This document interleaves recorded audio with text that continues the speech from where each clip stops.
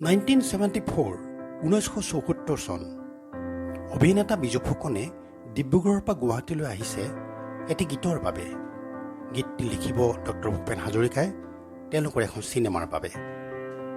সেইদিনা গধূলি যেতিয়া বিজু ফুকন আহি পাণবজাৰ পালেহি, পাণবজাৰত সেই সময়ত যি অস্থায়ী ৰেকৰ্ডিং ষ্টুডিঅ' খুলিছিল HMVয়ে, তাৰ ভিতৰত ভূপেন হাজৰিকা, জয়ন্ত হাজৰিকা আৰু কেইজনমান শিল্পী মিলি অন্য এটা গানৰ আখৰাত ব্যস্ত হৈ আছিল। তেতিয়া গম পালে বিজু ফুকনে যে ভূপেন হাজৰিকাই গানটো লিখাই নাই।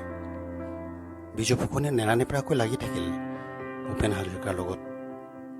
দাদা, এই গানটো আপুনি লেখক, যেনে তেনে আমি চিনেমাখন কৰি আছোঁ। অৱশেষত ভূপেন হাজৰিকাই ক'লে, ঠিক আছে, এতিয়াই লিখিম, আয়োজন কৰা, মোৰ মুড আহিব লাগিব। ৰাতি বহিবলৈ আন ঠাই নাই, ষ্টুডিঅ'ৰ সন্মুখতে পথৰ কাষত ৰখাই থোৱা এম্বেচাডৰ গাড়ীৰ ভিতৰতে দুয়োজন বহিল। নিশা মুড আনিমৰ বাবে আপ্যায়ন চলিল। বিজু ফুকনে আকৌ এবাৰ চিনেমাখনৰ কাহিনীটো আৰু গানৰ ছিকুৱেঞ্চটো বৰ্ণনা কৰিলে। এজন অশান্ত মনৰ হতাশাগ্ৰস্ত যুৱকৰ কথা। তেওঁ ৰাতি মদ খাই গান গাই গাই ৰাস্তাত খোজকাঢ়ি থাকিব, সেই গানটো গায়।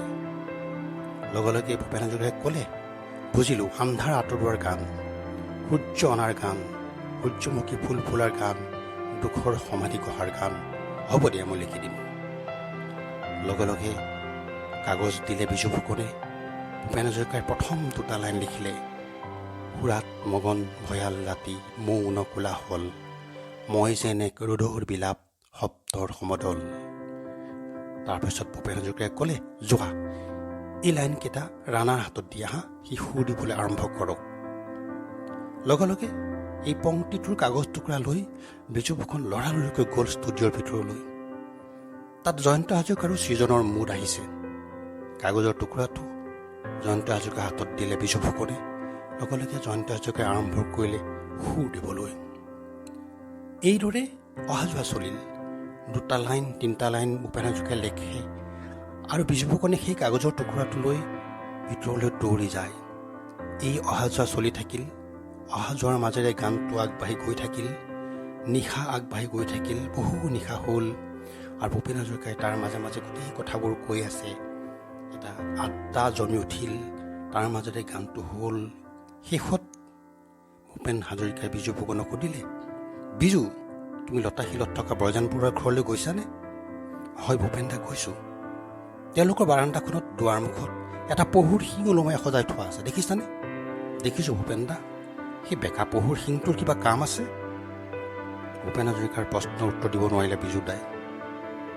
এইবাৰ ভূপেন হাজৰিকাই গানটোৰ শেষৰ শাৰীটোত লিখিলে, দিনবোৰ আমাৰ মৃত হৰিণৰ বেকা শিং যেন হ'ল। বিজু ফুকনে আনন্দত জঁপিয়াই গানৰ শেষ টুকুৰাটো লৈ ষ্টুডিঅ'ৰ ভিতৰ পালেগৈ। ইতিমধ্যে সুৰ সম্পূৰ্ণ কৰি জয়ন্ত হাজৰিকাই গানটো গাবলৈ ধৰিছে। এনেকৈয়ে সৃষ্টি হ'ল সেই অমৰ গানটো, যিটো গান লিখিছিল বৃষ্টি ছবিৰ বাবে। পৰিচালক আছিল জয়ন্ত হাজৰিকা সংগীতৰ আৰু চিনেমাখন নিৰ্মাণ কৰিছিল দেউতি বৰুৱাই আৰু এই গানটোৰ ওঁঠ দিছিল বিষ্ণু খাৰঘৰীয়াই।